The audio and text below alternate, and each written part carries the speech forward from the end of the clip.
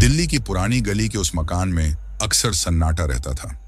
मकान पुराना जरूर था, लेकिन सुमित और उसके माँ बाप ने उसमें अपना घर बसाया हुआ था।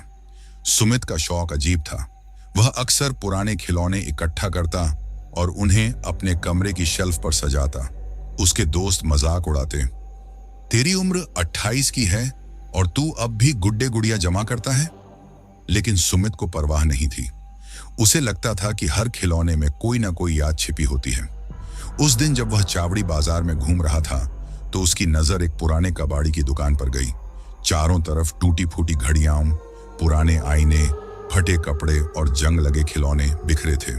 तभी उसकी आंखें एक अजीब से काले बनी पर ठहर गईं। वह खरगोश बाकी खिलौनों से अलग था। उसका चेहरा पूरी तरह से काला था, लेकिन आंखें लाल बटन जैसी चमक रही थीं। उसकी मुस्कान बहुत चौड़ी थी, इतनी कि देखने वाले को अजीब बेचैनी हो। सुमित उस बनी को उठाकर बोला, भाई साहब, ये कितने का है? कबाड़ी वाले ने उसे देखा, फिर तुरंत नजरें फेर लीं। बाबूजी, इसे मत खरीदिए, ये अच्छा नहीं है। सुमित हंस पड़ा, अरे खिलौना है, इसमें बुरा क्या हो सकता है? कबाड़ी वाला थोड़ा पास आकर फुसफुसाया, आप नहीं जानते, ये खिलौना अशुभ है। इसे जिसके घर ले जाओ वहां मौत की आहट सुनाई देने लगती है। सुमित की दिलचस्पी और बढ़ गई। सुनिए, मैं ऐसी कहानियों पर विश्वास नहीं करता। आप बताइए दाम कितना है? कबाड़ी वाला डरते डरते बोला, बस 100 रुपये दे दीजिए, लेकिन प्लीज बाबूजी, इसे अपने घर मत रखिएगा। सुमित ने नोट निकाले और खिलौना ले लिया। उसके चेहरे पर हल्की सी मुस्कान थी, मानो उसे कोई अनोखी चीज मिल गई हो। सुमित ने बनी को अपने कमरे की शेल्फ पर रख दिया। बाकी खिलौनों के बीच वह बनी सबसे अलग दिख रहा था। उसकी लाल आंखें अंधेरे में और ज्यादा चमक रही थीं। रात के करीब 2 बजे सुमित की नींद अचानक टूटी। उसे लगा जैसे किसी ने हल्की सी हंसी उसके कानों में फेंकी हो। वह उठकर कमरे में इधर उधर देखने लगा, लेकिन सब कुछ शांत था। सिर्फ बेनाई की लाल आंखें अंधेरे में चमक रही थीं। सुमित बड़बड़ाया, शायद सपना देख रहा हूं, और वह दोबारा लेट गया। लेकिन जैसे ही उसने आंखें बंद की, उसे लगा कि बनी ने अपनी गर्दन घुमाकर सीधा उसकी तरफ देख लिया है। उसकी रीढ़ की हड्डी में सिहरन दौड़ गई। यहीं से बनी के खून से सने रहस्य की शुरुआत होती है। रात बीत गई, लेकिन सुमित की नींद पूरी नहीं हुई। सुबह जब वह उठा तो उसे अजीब सा भारीपन महसूस हो रहा था। उसकी मां ने पूछा, क्या हुआ बेटा, इतने सुस्त क्यों लग रहे हो? सुमित ने हंसते हुए कहा, कुछ नहीं मां, बस कल थोड़ा ज्यादा थक गया। लेकिन असल में उसके मन में बनी की लाल आंखें बार बार घूम रही थीं। उस दिन शाम को सुमित ऑफिस से लौटा और कमरे में गया। उसने देखा कि बनी शेल्फ पर उसी जगह रखा था, लेकिन उसके ठीक नीचे कालीन पर एक छोटा सा खून का धब्बा बना हुआ था। सुमित घबरा गया, ये कैसे? कहीं मेरी नाक से तो खून नहीं निकला? उसने अपने चेहरे को छुआ, लेकिन सब ठीक था। उसने सोचा शायद पहले से गिरा होगा और कपड़े से साफ कर दिया। रात को जब वह सोने लगा तो फिर वही एहसास हुआ जैसे कोई धीरे धीरे हंस रहा हो। उसकी आंखें खुली। उसने कमरे की लाइट ऑन की, लेकिन इस बार लाइट जलते ही उसने साफ देखा, बनी अब शेल्फ पर नहीं था। वह बिस्तर के पास पड़ा था, उसके पैर की तरफ। सुमित का दिल जोर जोर से धड़कने लगा। उसने बनी को उठाया और फिर से शेल्फ पर रख दिया। अगली सुबह उसकी मां कमरे में आई। जैसे ही उनकी नजर बनी पर पड़ी, उनका चेहरा उतर गया। सुमित, ये तू कहां से लाया? क्यों मां, ये तो बस एक खिलौना है। उसकी मां कांपते हुए बोली, ये खिलौना नहीं है बेटा, ये तो शैतान जैसा लगता है। देख तो, इसकी आंखें कैसी लाल हैं।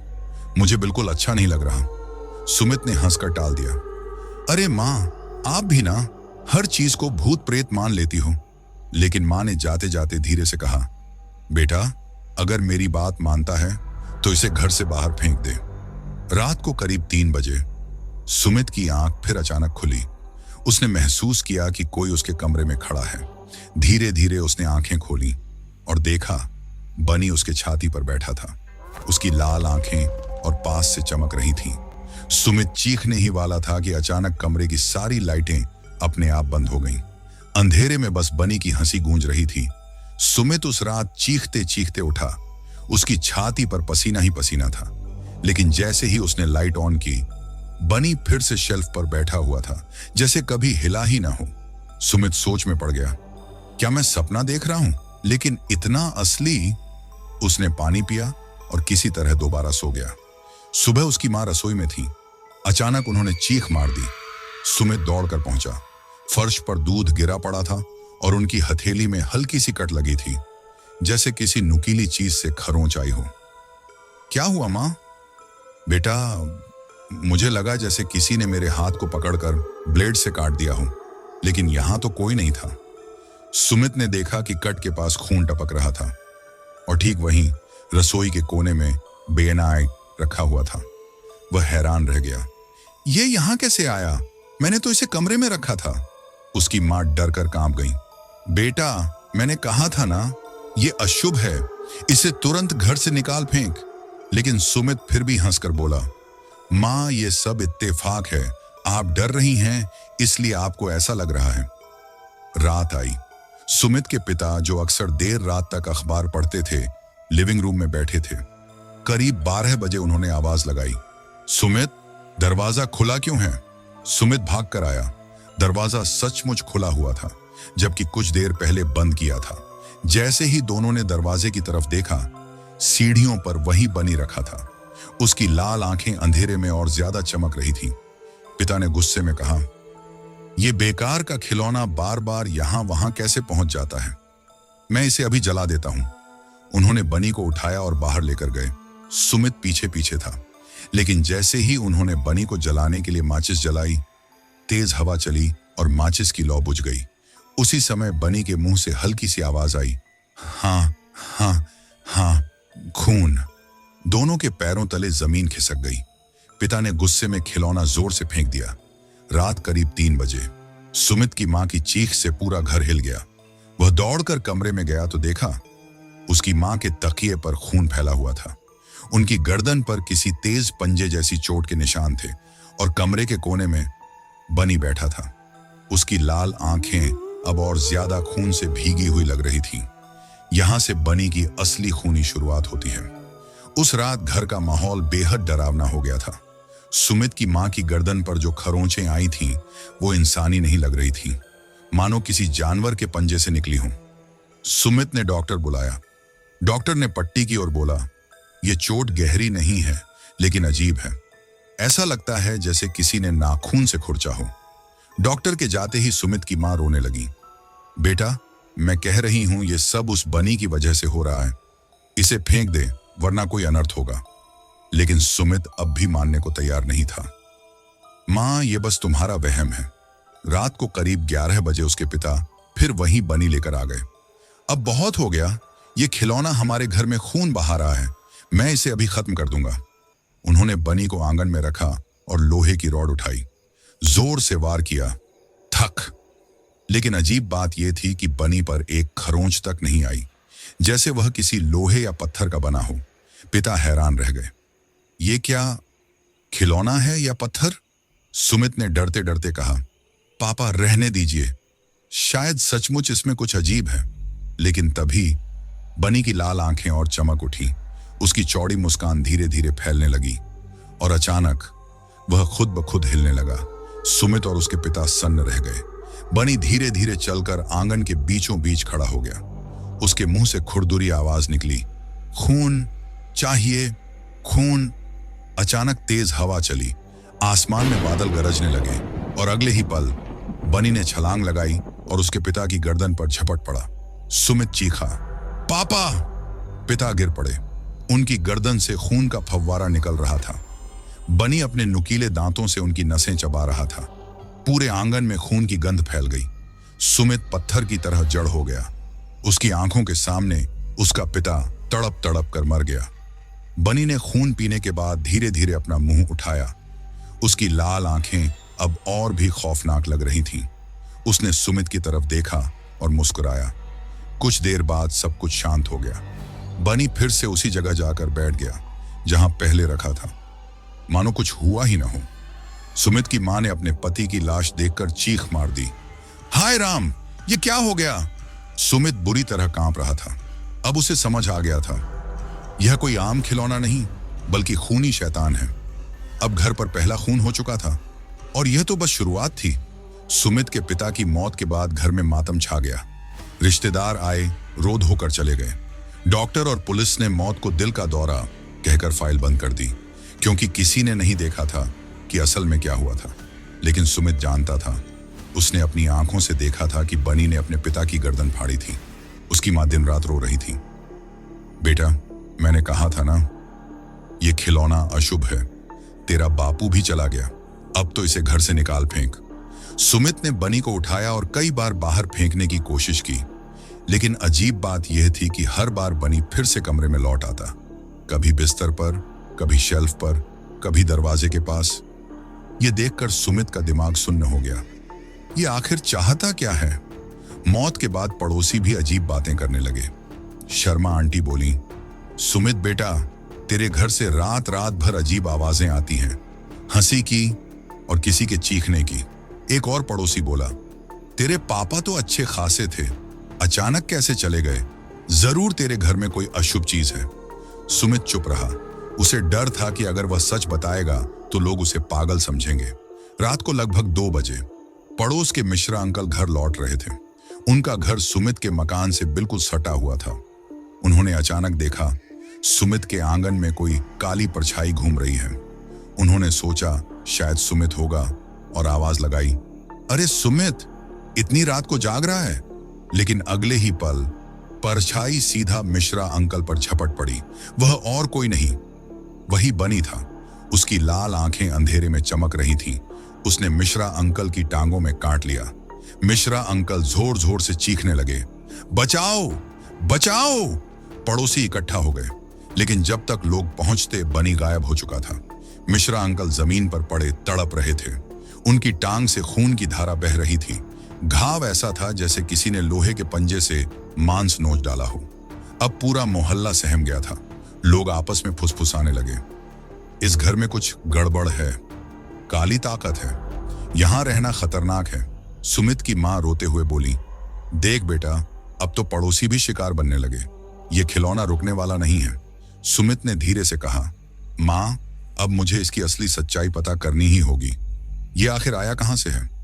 अब कहानी यहां से और गहरी होती है। बनी का खौफ पूरे मोहल्ले में फैलने लगता है और सुमित उसके रहस्य की खोज शुरू करता है। पड़ोसियों के बीच फैली दहशत अब सुमित के दिल में भी उतर चुकी थी। रातों को वह सो नहीं पाता था। हर बार जब वह आंख बंद करता, उसे वही लाल चमकती आंखें और खौफनाक मुस्कान दिखाई देती।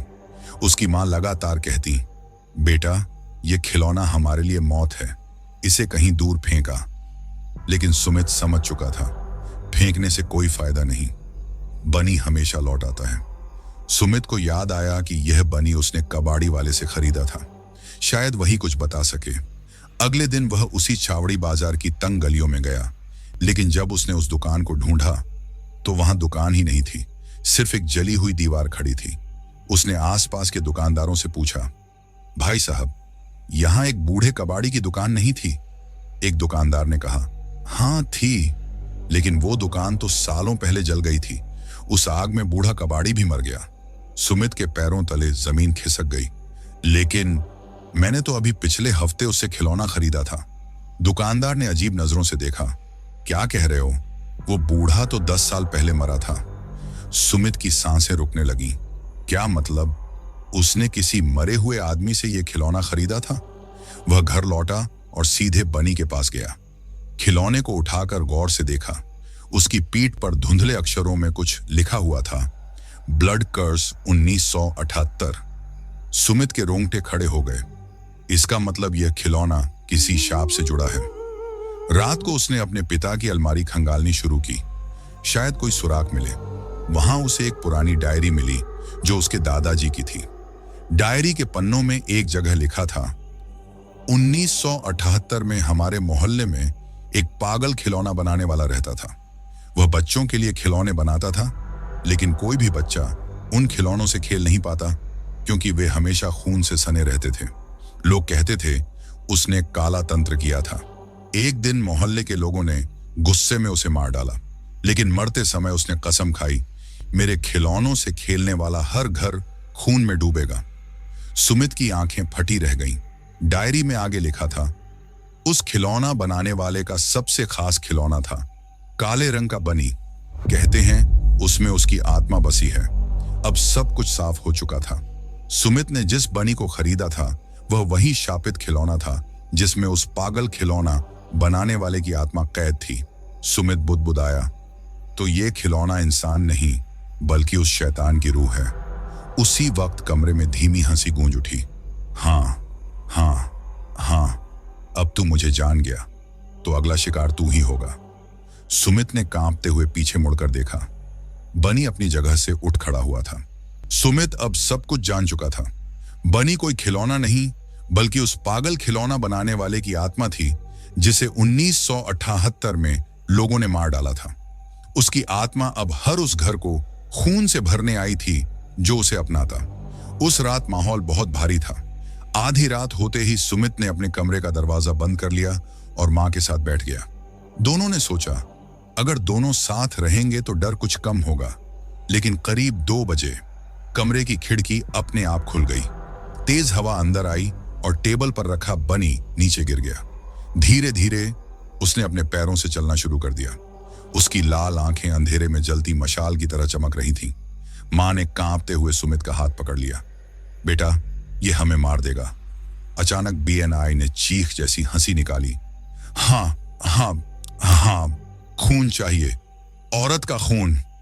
और अगले ही पल उसने छलांग लगाई, सीधा मां की गर्दन पर चिपक गया। मां दर्द से तड़पने लगी। उनकी चीखें पूरे घर में गूंज उठी। सुमित ने झट से लकड़ी की कुर्सी उठाई और बनी पर दे मारी।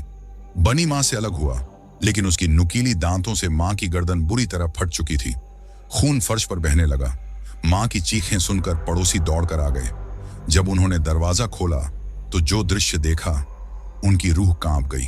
फर्श पर खून फैला था। सुमित की मां अधमरी हालत में पड़ी थी और कमरे के कोने में बनी खड़ा था। धीरे धीरे सिर घुमाकर सबकी तरफ देख रहा था। शर्मा आंटी ने डर से चिल्लाकर कहा, हाय राम, ये क्या है? मिश्रा अंकल पीछे हटते हुए बोले, ये कोई खिलौना नहीं, ये तो शैतान है। तभी बेनागी उछल कर एक पड़ोसी के सीने पर चढ़ गया और उसके दिल में नुकीले पंजे घोंप दिए। उस आदमी ने वहीं दम तोड़ दिया। पूरा मोहल्ला चीखों से गूंज उठा। लोग जान बचाकर भागने लगे। अब बनी ने मानो इंसानों के बीच खून की होली खेलना शुरू कर दी थी। वह एक एक कर पड़ोसियों पर झपटता, उनके शरीर नोच डालता और उनके खून से दीवारों पर अजीब निशान बनाने लगता। सुमित स्तब्ध खड़ा था। उसके सामने आधे मोहल्ले के लोग तड़प तड़प कर मर रहे थे। लोगों की चीखें आसमान तक पहुंच रही थीं, लेकिन किसी में हिम्मत नहीं थी कि वह बनी के पास जाए। मां खून से लथपथ जमीन पर पड़ी थी। उन्होंने कांपते हुए सुमित का हाथ पकड़ा और कहा, बेटा भाग जा, ये तुझे भी मार देगा। सुमित की आंखों से आंसू बह निकले। नहीं मां, मैं आपको छोड़कर कहीं नहीं जाऊंगा। लेकिन मां ने आखिर सांस लेते हुए फुसफुसाया, इसे रोकने का एक ही तरीका है, उस शाप को तोड़ना, वरना पूरा शहर खून से भर जाएगा। और उनके प्राण निकल गए। सुमित ने चीख मार दी, मामा! पूरा मोहल्ला खून से लथपथ हो चुका था। पड़ोसियों की चीखें अब भी सुमित के कानों में गूंज रही थीं। उसकी मां और पिता दोनों इस बनी के शिकार बन चुके थे। अब सुमित पूरी तरह अकेला था। उसके दिमाग में बस मां की आखिरी बात घूम रही थी, इसे रोकने का एक ही तरीका है, उस शाप को तोड़ना। अगली सुबह सुमित ने तय किया कि वह किसी तांत्रिक से मिलेगा, क्योंकि अब यह लड़ाई इंसान और खिलौने की नहीं बल्कि इंसान और शैतानी आत्मा की थी। वह पुरानी दिल्ली के पास एक मंदिर पहुंचा जहां मशहूर तांत्रिक बाबा कालिदास बैठते थे। बाबा ने जैसे ही उसे देखा खुद ब खुद बोल पड़े, तू काले साए को साथ लेकर आया है? सुमित घबराकर बोला, बाबा आप सही कह रहे हैं, मेरे घर में एक शापित बनी है। वो मेरी माँ बाप और पड़ोसियों को मार चुका है। मैं अब अकेला हूं, मुझे बचा लीजिए। बाबा की आंखें लाल हो गईं। उन्होंने मंत्र बुदबुदाए और कहा, यह कोई साधारण खिलौना नहीं, इसमें उस खिलौना बनाने वाले की आत्मा बसी है जिसे 1978 में लोगों ने जिंदा जला दिया था। मरते वक्त उसने कसम खाई थी कि उसकी आत्मा हर उस घर का खून पिएगी जो उसे अपनाएगा। सुमित ने कांपते हुए पूछा, बाबा इसे रोका कैसे जा सकता है? बाबा ने गहरी आवाज में कहा, उस खिलौना बनाने वाले की आत्मा अभी भी अधूरी है। जब तक उसका सबसे पहला खून यानी जिस बच्चे का खिलौना बनने वाला था उसे मोक्ष नहीं मिलेगा तब तक यह शाप खत्म नहीं होगा। सुमित हैरान रह गया। लेकिन वो बच्चा कौन था? बाबा ने आंखें बंद कर ध्यान लगाया, फिर बोले, वो बच्चा अब जिंदा नहीं, उसकी आत्मा इस दुनिया और परलोक के बीच भटक रही है। अगर तू उसका नाम और उसकी हड्डियां ढूंढ ले और उसके साथ ये बनी जला दे, तभी शाप टूटेगा। सुमित ने हिम्मत जुटाकर कहा, ठीक है बाबा, मैं वो बच्चा और उसकी हड्डियां ढूंढ लूंगा। बाबा ने उसका हाथ पकड़कर चेतावनी दी, लेकिन याद रख, जैसे ही तू ये खोज शुरू करेगा, बनी और ज्यादा खतरनाक हो जाएगा। वो तुझे कभी सच तक नहीं पहुंचने देगा। अगर एक भी गलती हुई तो तू भी उसी की तरह मारा जाएगा। सुमित की आंखों में डर और दृढ़ता दोनों थे। मैं डरूंगा नहीं बाबा, मैं ये शाप तोड़कर रहूंगा। उस रात जब सुमित तांत्रिक से लौट रहा था, अंधेरी गली में चलते चलते अचानक उसके पीछे से हल्की हंसी सुनाई दी। सुमित, तुझे लगता है तू मुझे हरा लेगा? उसने मुड़कर देखा। गली के अंधेरे कोने में वही बनी खड़ा था। उसकी लाल आंखें जल रही थीं और उसके हाथों से खून टपक रहा था। सुमित का गला सूख गया, लेकिन वह जानता था अब पीछे हटना मौत को न्योता देना है। अब सुमित को शाप तोड़ने के लिए उस बच्चे का नाम और हड्डियां ढूंढनी होंगी। लेकिन बनी अब और भी खूंखार बन चुका है। उस रात बनी की भयानक हंसी सुनकर भी सुमित ने हार नहीं मानी। वह भागते हुए किसी तरह घर पहुंचा और दरवाजा अंदर से बंद कर लिया। दिल इतनी तेजी से धड़क रहा था जैसे कभी रुक ही जाएगा। लेकिन अब उसके पास एक रास्ता था, उस बच्चे की आत्मा को ढूंढना। सुमित को याद आया कि बाबा कालिदास ने कहा था 1978 में ये खिलौना बना था, मतलब सारा रहस्य उसी साल से जुड़ा था। अगले दिन वह नगर निगम के पुराने रिकॉर्ड दफ्तर पहुंचा। वहां धूल से भरी फाइलें थीं, पीली पड़ी कागजी चादरें और सन्नाटा। उसने घंटों खोज की। आखिरकार एक खबर की कतरन मिली। दिल्ली 1978, आग से झुलसे खिलौना कारखाने में एक 6 साल के बच्चे की मौत। बच्चे का नाम आरव शर्मा। शव कभी नहीं मिला। सुमित के हाथ कांपने लगे। यानी यही बच्चा था, आरव, और उसकी हड्डियां कभी नहीं मिली। सुमित ने तय किया कि उसे उसी पुराने खिलौना कारखाने जाना होगा। वह जगह अब सुनसान पड़ी थी। दीवारें टूटी हुई, लोहे की जंग लगी मशीनें और कोनों में चमगादड़ें। जैसे ही वह अंदर दाखिल हुआ, हवा अचानक भारी हो गई। चारों तरफ धुआं सा लगने लगा, जैसे उस आग की परछाइयां अब भी मौजूद हों। तभी अचानक एक हल्की बच्चों की आवाज गूंजी, मुझे बचाओ। सुमित ने टॉर्च की रोशनी घुमाई। दीवार पर कोयले से लिखा हुआ दिखा, आरव यहां है। उसका दिल दहल गया। फर्श पर अचानक उसके पैर किसी लोहे की चीज से टकराए। उसने देखा, मिट्टी के नीचे जंग लगी एक छोटी पेटी दबी थी। सुमित ने उसे निकाला।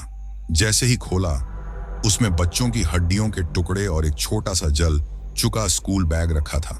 वह कांप गया। यानी ये आरव की ही हड्डियां हैं। अचानक पीछे से खिलखिलाती हंसी आई।